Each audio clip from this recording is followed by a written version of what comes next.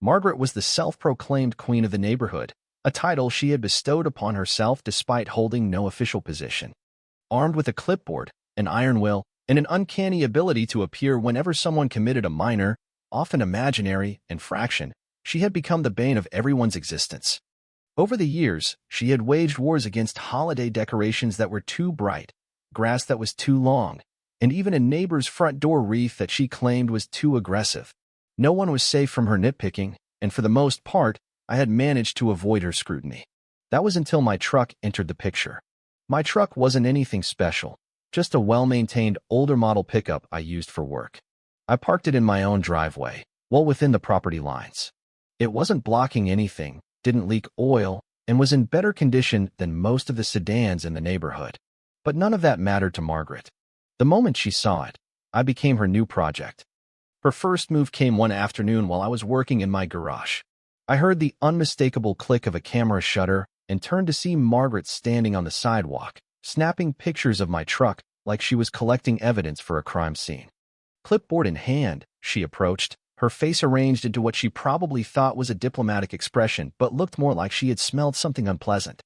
"Excuse me," she said, her voice dripping with that signature Margaret condescension. "This vehicle is in violation of neighborhood guidelines." I wiped my hands on a rag and leaned against the workbench. "Oh yeah? Which guideline is that?" She adjusted her glasses, flipping through her clipboard. "It's an eyesore and lowers property values." I couldn't help but laugh. "That's not a rule." She pursed her lips. "Well, it should be." Then, regaining her composure, she tapped a page with her perfectly manicured nail. "Commercial vehicles are not allowed to be parked in driveways overnight." I leaned over, reading along with her. "Yeah, but my truck isn't a commercial vehicle. No logos, no tools, nothing work-related on it." Margaret hesitated, clearly realizing I was right, but instead of backing down, she tried another tactic. "Well, the board has discussed adding stricter regulations. You should consider moving it before it becomes a problem." I smiled. "You mean before you make it a problem?" Her lips thinned, and without another word, she turned and stalked away. I had a feeling this wasn't over. A few days later, I stepped outside to find a bright orange violation notice stuck to my truck's windshield. At first, I thought it was from the city or maybe a parking enforcement officer, but as I got closer, something felt off. The font was slightly too large, and the wording was oddly aggressive, more like something an annoyed neighbor would write rather than an official HOA document. The notice read, "Unauthorized vehicle. Move immediately or face fines and possible towing." There was no letterhead, no contact information, and, most telling of all, no signature. It was completely fake. I pulled it off and headed inside, dialing the HOA's official number. When the real HOA president, Greg, answered, I got straight to the point. "Hey, Greg, did you guys put a violation notice on my truck?" Greg sounded confused. "No, we haven't issued any citations this week." "What's it say?" I read it to him, and he let out a low chuckle. "That's definitely not from us. We don't even have the authority to tow vehicles from private driveways." "Yeah, I figured." I smirked. "I'm guessing Margaret took matters into her own hands." Greg sighed. "Wouldn't be the first time." I thanked him and hung up, shaking my head. Margaret had officially crossed into forging fake HOA notices. Bold, even for her. I wasn't sure what her next move would be, but I had a feeling this was just the beginning. It was a little past 9 at night when I heard a sharp knock at my front door, not the friendly kind, but the kind that says, "Open up, we mean business." I wasn't expecting anyone, and something about the abruptness set off alarm bells. I glanced out the window and saw 2 men standing on my porch, both dressed in what looked like police uniforms, sort of. They had black button-up shirts, cheap-looking badges, and utility belts, but something was off. Their posture wasn't quite right, and their uniforms didn't seem to fit properly. I opened the door, but didn't step outside. "Can I help you?" One of them, a stocky guy with a patchy beard, stepped forward. "Sir, we've had complaints about an unauthorized vehicle parked in your driveway. We need you to move it immediately." I crossed my arms. "Unauthorized by who?" The other guy, taller and lankier, glanced at his partner before answering. "The HOA." I tried not to laugh. "And what department are you with?" Patchy Beard cleared his throat. "We're part of the, neighborhood compliance unit." That almost made me break. Tall guy straightened his shoulders. trying to look serious. We're contracted by the HOA to enforce community regulations. That was all I needed to hear. Oh, okay. So you're private security. They exchanged another glance. Not exactly, Patchy Beard muttered. That's when I knew I had them. All right, I said, pulling out my phone. I'm just going to need to see some credentials before we go any further. Tall guy fumbled in his pocket and pulled out an ID card. I took one look at it and nearly lost it. The thing was laminated, sure, but the font was all wrong, and there was no official seal, just a blurry, pixelated image of an eagle in the background. This is something, I said, turning it over. So, what agency do you report to? Silence. Patchy Beard shifted on his feet. Look, sir, we don't want to cause trouble. Just move the truck, and we'll be on our way. I stepped back into my house and closed the door just enough to slip my phone out of sight. I pulled up the non-emergency number for the county sheriff's department and hit call. County sheriff's office. What's your emergency? Not an emergency, I said, keeping my voice low. I've got two guys at my door dressed as law enforcement, claiming to be from an HOA compliance unit. They're trying to get me to move my truck, and their IDs look fake. The dispatcher's tone immediately shifted. They're dressed as officers? Yep. Uniforms, badges, the whole thing. Do they have a vehicle? I glanced out the window again. Parked across the street was a black sedan with no markings, not a police car. The dispatcher didn't hesitate. Stay inside. Keep your door locked. We're sending deputies now. I hung up and turned back to my uninvited guests. All right, guys, here's the deal, I said, opening the door just a crack. I just called the sheriff's department. They'll be here in a few minutes. I'm sure they'd love to verify your credentials. Tall guy's eyes went wide, and Patchy Beard suddenly lost his tough guy act. That won't be necessary, he said quickly, already stepping backward. We'll just, let the HOA handle this. He turned, nudging his partner to follow, but it was too late. Blue and red lights flashed as a sheriff's cruiser rolled up the street, followed by another right behind it.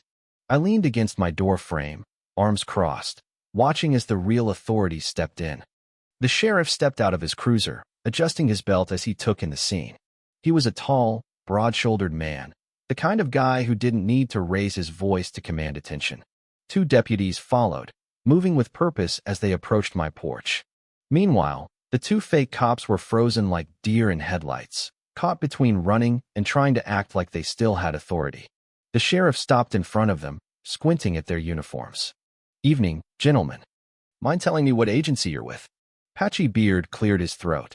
We're with the neighborhood compliance unit. The sheriff's expression didn't change. The what now? Tall guy jumped in. We work with the HOA.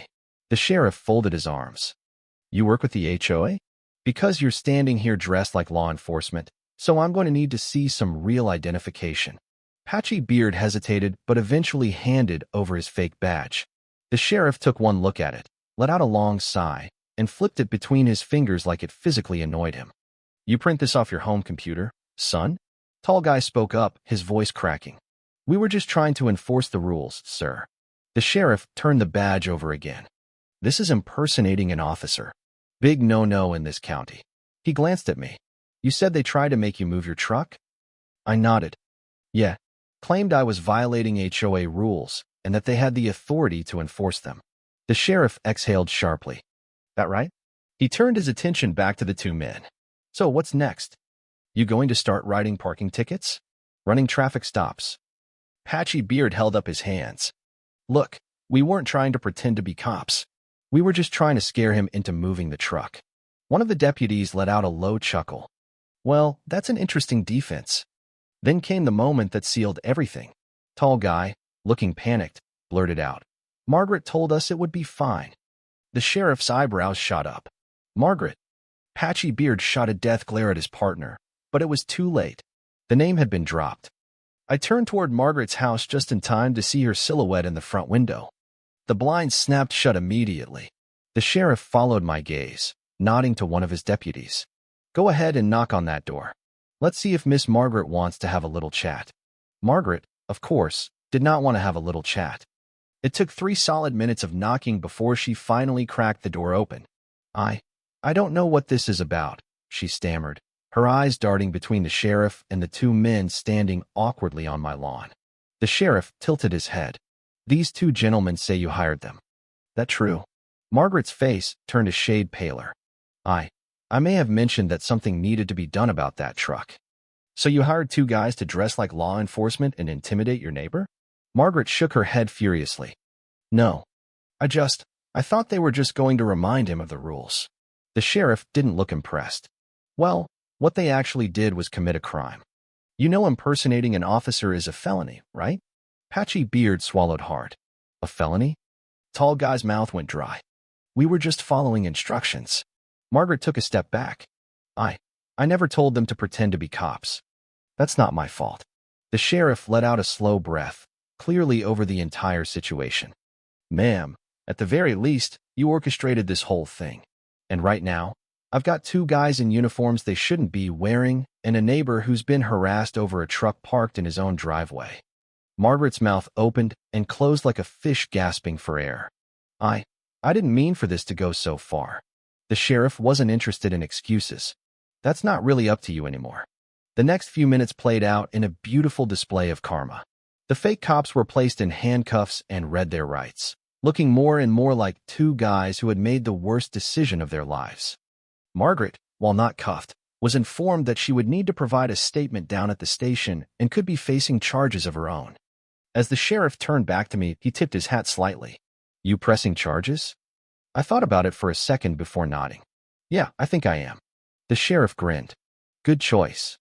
And with that, the HOA reign of Margaret started to crumble. The fallout from Margaret's little scheme was immediate and spectacular. The HOA board, which usually spent more time debating mailbox colors than actual issues, was now in full damage control mode. Greg, the president, called an emergency meeting to address the situation, and from what I heard, it was one for the history books. Apparently, Margaret had gone rogue.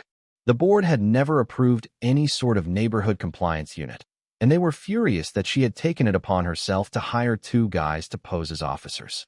Even the most uptight HOA members, people who normally agreed with her nitpicking, wanted nothing to do with this mess. Margaret tried to play the victim. "I was just trying to maintain community standards," she whined, according to a neighbor who attended the meeting. "I didn't think they would actually impersonate police officers." Greg, who had always tolerated Margaret's antics up to this point, wasn't having it. "You hired them, Margaret. You paid them to scare a homeowner into moving his perfectly legal vehicle, and now we're dealing with a PR nightmare." The board took swift action.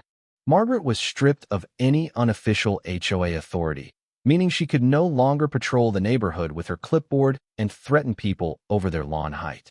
She was also fined for violating HOA policies and for misrepresenting the board's authority.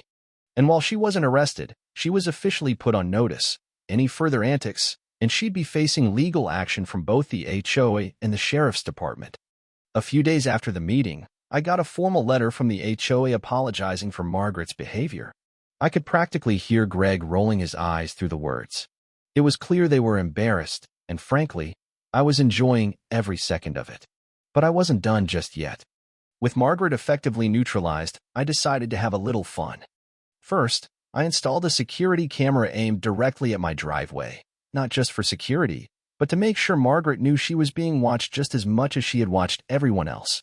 I even put up a small sign that read, "Smile, you're on camera."